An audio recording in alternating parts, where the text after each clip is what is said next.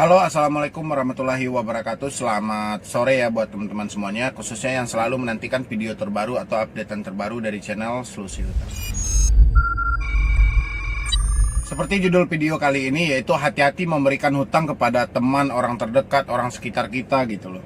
Jadi hati-hati karena di sini banyak pertanyaan ke saya, yaitu dia telah memberikan pinjaman kepada teman dia, sehingga untuk memintanya kembali itu susah, bahkan terjadi pertengkaran, saling menjelekkan, saling kayak mana. Pokoknya Anda harus hati-hati. Buat yang ingin bersikap baik, bukan berarti saya melarang Anda untuk berbuat baik, tapi paling nggak Anda harus hati-hati memikirkan ketika ada teman yang membutuhkan pertolongan dari kita, ya mungkin berupa minjam uang atau minjam apalah gitu loh, yang dijanjikan akan dikembalikan dalam waktu dekat, tapi kenyataannya berkata lain, sehingga memutuskan tali silaturahmi Anda.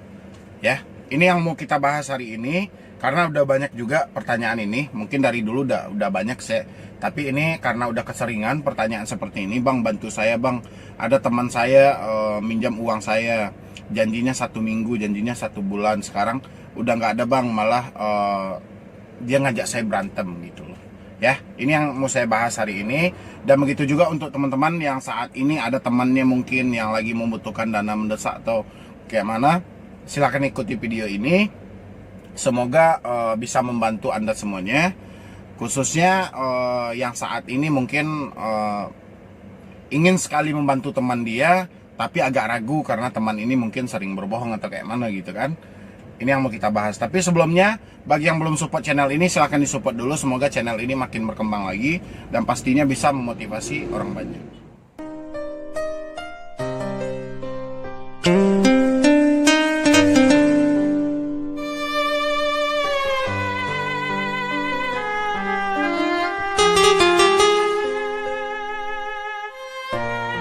Terima kasih ya untuk teman-teman semuanya yang sudah support channel ini. Semoga channel ini terus berkembang dan pastinya bisa memotivasi orang banyak. Oke, kenapa saya bilangin hati-hati memberi hutang kepada teman atau orang terdekat?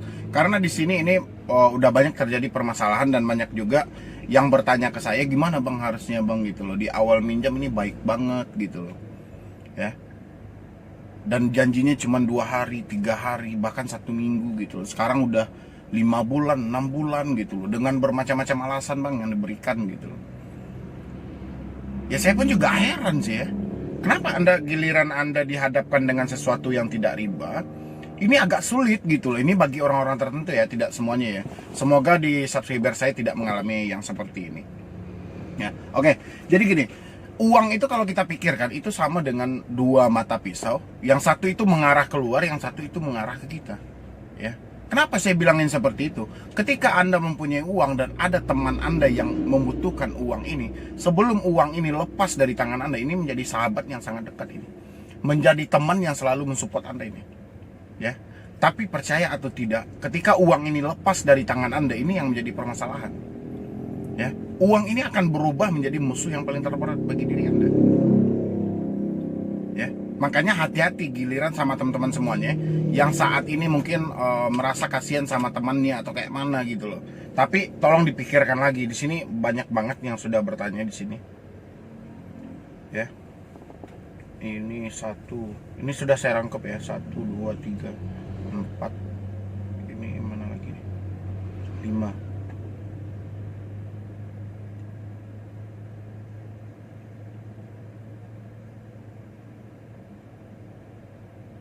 Oke. Jadi gini, sebetulnya ketika Anda ingin berbuat baik sama teman Anda atau Anda ingin membantu dia di tengah kesulitan saat ini, Anda sebagai kalau dibilang dalam bahasa perbankan itu selaku krediturnya lah itu ya, atau orang yang memberi pinjaman, Anda harus pikirkan juga.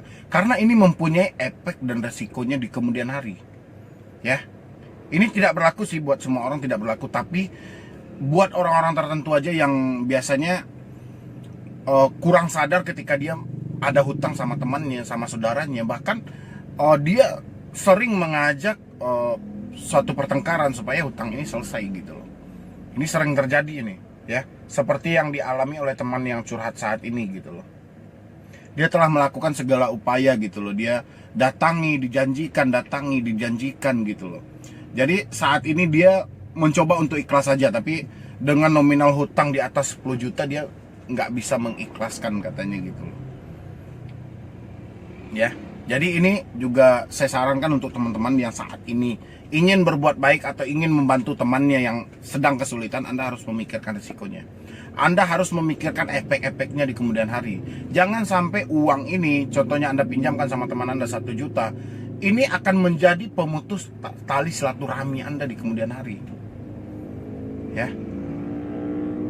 Karena musuh lahirnya dari sini. Uang ini sangat ngeri ini. Dalam kehidupan uang ini sangat, peranannya paling ngeri gitu loh. Bisa mencelakakan Anda dan bisa juga menyelamatkan Anda. Ya. Dia mendekatkan yang jauh dan bisa juga menjauhkan yang dekat. Jadi Anda harus hati-hati. Karena ini udah banyak banget yang seperti ini sampai dia udah kewalahan minta sama teman dia gitu loh. Makanya saya bilangin uang ini diibaratkan 2 mata pisau gitu loh. Ketika dia mengarah ke kita ini bisa melukai diri kita ini. Kalau dia mengarah keluar ini dia akan liar ini. Liar ya. Uang yang 1 juta Anda pinjamkan sama teman Anda ini, ketika Anda mintanya ini susahnya minta ampun ini. Ya, saya sendiri pernah mengalami hal seperti itu. Pernah mengalami. Ya. Mungkin di beberapa subscriber saya pernah minjam uang sama saya gitu loh.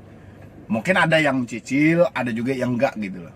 Tapi saya nggak ada masalah lagi karena saya sebelum saya membantu orang itu, sebelum saya minjamkan uang itu, ya saya sudah mikirkan ini risikonya udah seperti ini. Pertama, saya tidak pernah tatap muka sama dia. Yang kedua, saya juga tidak minta identitas dia seperti apa, karena dia memohon banget, butuh duit 300.000, 500.000, itu udah banyak yang saya lakukan pemutihan gitu loh. Ya, karena apa? Karena saya tidak mau menjadikan suatu dendam dalam diri saya. Dan begitu juga bagi teman-teman semuanya, ketika Anda membantu teman Anda atau meminjamkan uang ke teman Anda cari yang paling idealnya, yang bisa rasanya ketika ada risikonya, ketika ada efeknya di kemudian hari, Anda bisa lebih mengikhlaskan gitu loh. Ya. Contoh, kalau teman Anda minjam 1 juta, dia misalnya gitu, Anda kasih aja 500.000.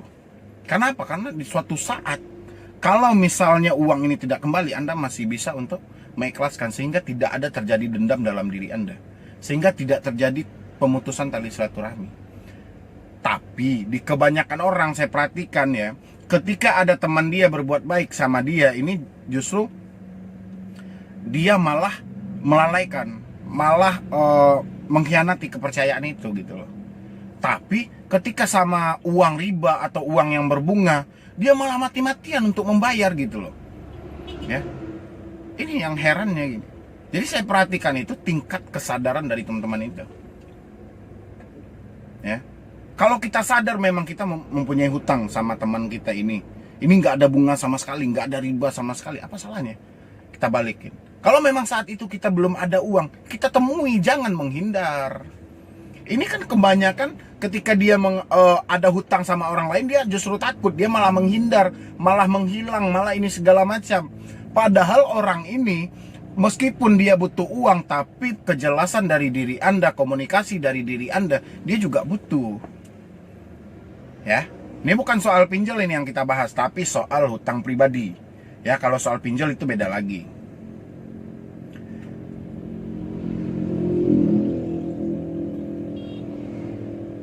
Ini emang banyak sih yang masuk. Ini saya udah sisihin. Ada beberapa pertanyaannya seperti itu gitu loh. Makanya saya bilangin Anda itu harus hati-hatilah gitu loh. Ketika saya bukan melarang Anda untuk berbuat baik, tidak. Jangan sampai Anda berbuat baik malah dosa yang Anda dapatkan gitu loh. Karena rasa tidak keikhlasan kita, karena terjadi pertengkaran, perselisih pahaman gara-gara uang gitu loh. Jangan sampai. Makanya semampu Anda lah Anda membantu dia. Mendingan kalau ada teman dekat atau orang sekitar atau orang yang Anda kenal meminta bantuan kepada Anda berupa meminjam uang, mendingan Anda bantu aja daripada Anda pinjamkan.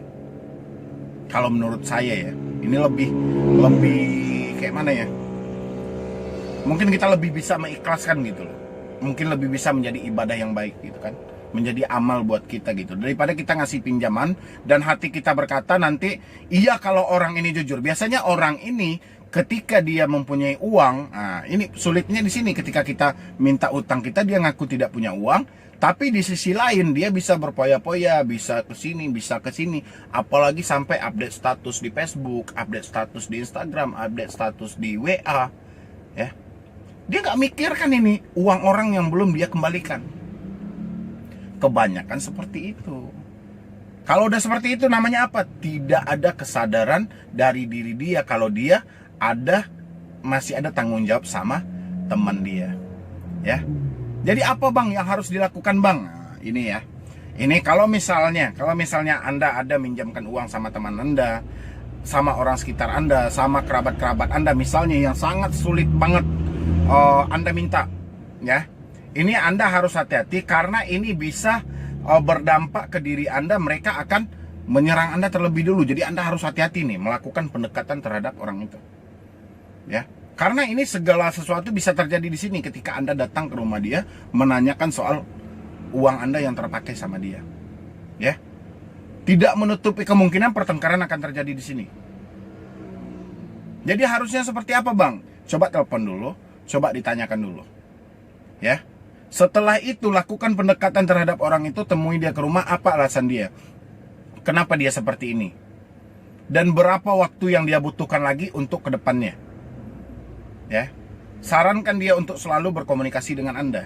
Dan begitu juga dengan diri Anda, ketika Anda meminjamkan uang kepada teman Anda, jangan pernah curhat kepada di luar dari Anda berdua ini. Karena ini pihak ketiga selalu memecah belah hubungan antara diri Anda dengan teman Anda itu. Ya, saya juga pernah mengalami, dan saya juga ada salah satu teman, kami beli mobil bareng, beli motor bareng, tapi alhamdulillah kami tidak mencampuri urusan pihak ketiga di dalam ini. Segala sesuatu kami pecahkan sendiri. Alhamdulillah nggak sampai detik ini, udah bertahun-tahun saya menjalani seperti itu, dengan beli mobil, beli motor, nanti kami jual lagi, nanti ini segala macam. Tapi nggak ada, karena nggak ada adu domba di sini gitu loh. Biasanya perpecah belahan karena yang memberikan pinjaman curhat ke tempat orang yang salah, sementara orang yang menerima curhat dari pemberi pinjaman, dia juga bermasalah dengan penerima pinjaman. Ini kan terjadi bentrok. Makanya lakukan pendekatan dulu, tanyakan kapan dianya, ya. Setelah itu Anda beri dia waktu. Jangan Anda desak. Saat itu jangan Anda desak. Di sini juga dibutuhkan kesabaran sih sebetulnya. Kita lihat dulu kondisi dia seperti apa, bagaimana keadaan dia. Kita nggak boleh mendesak dia. Kita harus berikan waktu gitu loh, ya. Anda harus berikan waktu, Anda juga harus sabar. Kenapa? Kita menghindari bentrok ini. Ya, kita nggak mau memutuskan tali silaturahmi dengan teman cuman gara-gara uang 1 juta.